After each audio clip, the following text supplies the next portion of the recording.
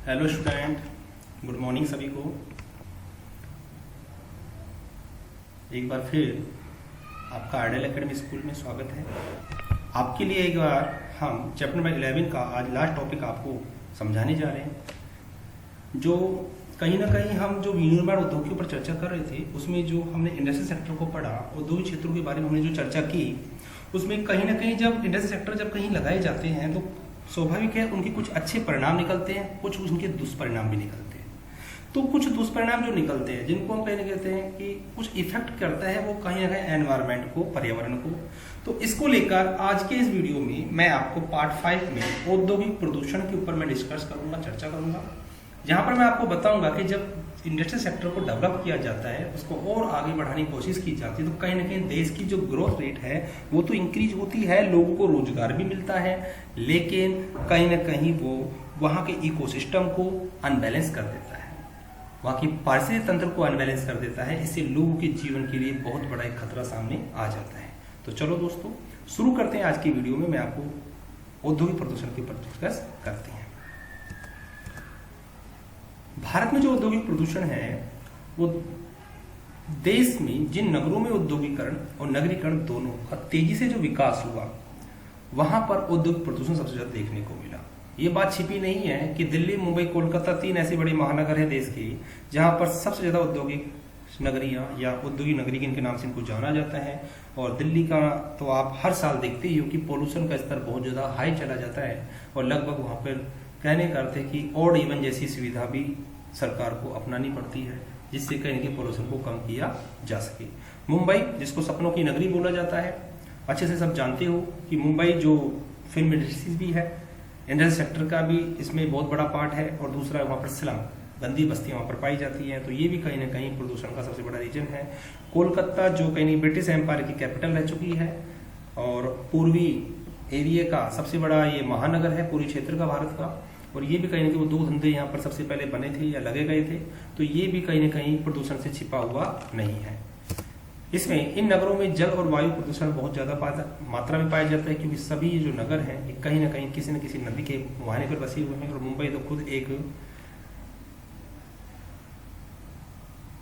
बे of Bengal, या मैं example देता हूँ आपको, बे ऑफ बंगाल जो बंगाल की खाड़ी जो है, जहाँ कोलकाता का एरिया जो आता है, वेस्ट बंगाल जो बसा हुआ है, तो मुंबई कहीं ना कहीं अरेबियन सी के कॉर्नर पे बसा हुआ एक शहर है, जो कहीं ना कहीं जल प्रदूषण को ज्यादा बढ़ाता है। औद्योगिकरण के प्रदूषण के कारण देश की जो नदियां हैं वो लगातार प्रदूषित होती जा रही हैं, या उनको पोल्यूशन से ग्रसित किया जा रहा है। हम चर्चा करते हैं केंद्रीय जल नियामक बोर्ड के अनुसार, क्योंकि देश में जब इस प्रकार की प्रॉब्लम क्रिएट होती है तो उसके लिए अलग से एक कैबिनेट मिनिस्ट्री के द्वारा एक बोर्ड बना दिया जाता है और नाम दे दिया गया उसको जल नियामक बोर्ड। उसने बताया गंगा और उसकी सहायक जो नदियां हैं, यमुना, उनके किनारों पर जो चमड़े के उद्योग हैं, कागज के उद्योग हैं, खाद रसायन बनाने के लिए या औषधि उद्योगों के अपशिष्ट के कारण बहुत अधिक प्रदूषण हो रहा है। या मैं ये बोलूं कि गंगा और उसकी जो ट्रिब्यूटरी जो रिवर्स है यमुना, उसके कॉर्नर पर कहीं ना कहीं जो चमड़ा उद्योग, पेपर इंडस्ट्रीज में बोल सकता हूँ, फर्टिलाइज इंडस्ट्री सेक्टर हो सकता है, और अदर मेडिसिन जो इंडस्ट्री सेक्टर जो वहाँ पर एस्टेब्लिश किए गए हैं, उससे कहीं ना कहीं पोल्यूशन तेजी से इंक्रीज हो रहा है या तेजी से बढ़ रहा है। एक ऐसी रिसर्च के अनुसार ऐसा पता लगा है कि देश के लगभग 30% जो महानगरीय जनसंख्या है वो लगभग सांस की बीमारी से ग्रसित हो चुकी है, या लगातार वो उनसे स्ट्रगल कर रही है। भारत में जो औद्योगिक प्रदूषण है वो कहीं ना कहीं सभी बीमारियां, वायु में हानिकारक विषैले तत्वों को, कार्बन है, शीशा है, सल्फर है, और अन्य ऐसे कारक हैं जो नाइट्रोजन और ऑक्सीजन के साथ क्रिया करके मानव जो शरीर है उस पर इफेक्ट डालते हैं, उसको प्रभावित करते हैं। इन सबसे विभिन्न प्रकार की भयानक बीमारियां होती है, जिनमें कैंसर हो गया, रक्तचाप की बीमारी हो गई, रक्तचाप एकदम तेजी से रुक जाना, चमड़ी संबंधी या कह सकता हूं स्किन जो कैंसर है, ऐसी बीमारियां इससे सामने आती है। स्टूडेंट्स, अगर हम थोड़ी सी और डिस्कस करें इस टॉपिक पर, तो औद्योगिक जो अपशिष्ट है वो जल और वायु के माध्यम से समुद्रों के भागों तक पहुंच जाता है और वहां के इकोसिस्टम को इफेक्ट करता है, जिससे भोजन संबंधी जो श्रृंखला है वो प्रभावित होती है, जीव जंतुओं की और ह्यूमन मानव की। जिस कारण समुद्री जीव जंतु और वनस्पति लगातार मरने लग जाते हैं, और ये संख्या जब लगातार तेजी से बढ़ती है तो कहीं ना कहीं ओशियन या सी का इकोसिस्टम है वो इफेक्ट करता है। इसका इफेक्ट कहीं ना कहीं मानव पर भी देखने को मिलता है।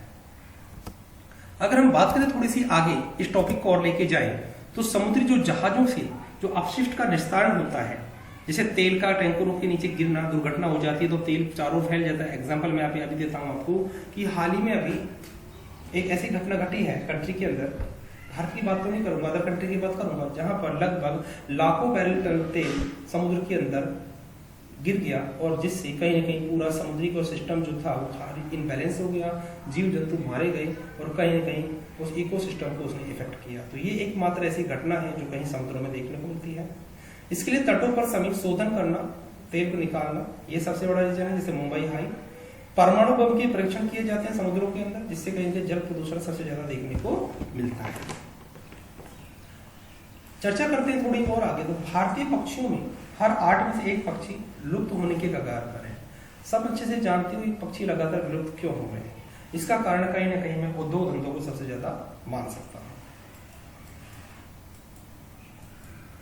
स्टूडेंट थोड़ा और आगे आपको समझाएं तो औद्योगिकरण के कारण जो होते हैं वो क्या रीजंस हैं जिससे कहीं ना कहीं उद्योग धंधे देश के अंदर लगातार बढ़ रहे हैं और उनसे निकलना जो अपशिष्ट पदार्थ है वो कहीं ना कहीं देश में, मैं ये बोल सकता हूँ कि पोल्यूशन को तेजी से इंक्रीज कर रहा है, उसको बढ़ा रहा है। नगरों में वायु प्रदूषण से अम्ल वर्षा होने का बहुत ज्यादा डर बना रहता है, जिसको अम्लीय वर्षा बोलते हैं। गंदे जल को प्रवाहित करने से भूमि के विषैले तत्वों के मिलने से उर्वरता क्षमता या फर्टिलाइजर जो सोइल की होती है उसमें क्या है कमी देखने को मिलती है। इसे तापमान में तो वृद्धि से सदाबहार नदियों के जल स्रोत गंगोत्री यमुनोत्री लगभग माना जाता है सूखने के कगार पर पहुंच चुकी है, या वहां पर पानी की मात्रा बिल्कुल कम हो चुकी है। ये भी कहेंगे इकोसिस्टम को इफेक्ट किया गया है। स्टूडेंट थोड़ा सा और डिस्कस करें तो अगर ऐसा ही चलता रहा पूरे विश्व के अंदर तो एक दिन मानव की विभिन्न बीमारियों से ग्रसित हो जाएगा, या कहता मानव सभ्यता ही समाप्त हो जाएगी, जिसमें सूखे और बाढ़ जैसी आपदाओं से हमें लगातार जूझना रहना पड़ेगा या लगातार इससे संघर्ष करना पड़ेगा। आगामी पीढ़ियों की बात करें तो कहीं ना कहीं हमारे पास उनको देने के लिए कुछ बचेगा ही नहीं, और कह सकते हैं हम उनको आने वाले समय में इतने बड़े संकट का सामना करना पड़ेगा। जो ये पीढ़ी जो प्रेजेंट में चल रही है ये उनके लिए कहीं कुछ बड़ा खतरा देकर जाए या देकर जाएगी। अतः हमें संबंधित और सुविकसित औद्योगिकरण विकास का मार्ग अपनाना चाहिए, जिससे कहीं कहीं हम कह सकते हैं सतत विकास को हमें अपनाना चाहिए। वर्तमान पीढ़ी का हमें विकास करना है लेकिन फ्यूचर को ध्यान में रखते हुए।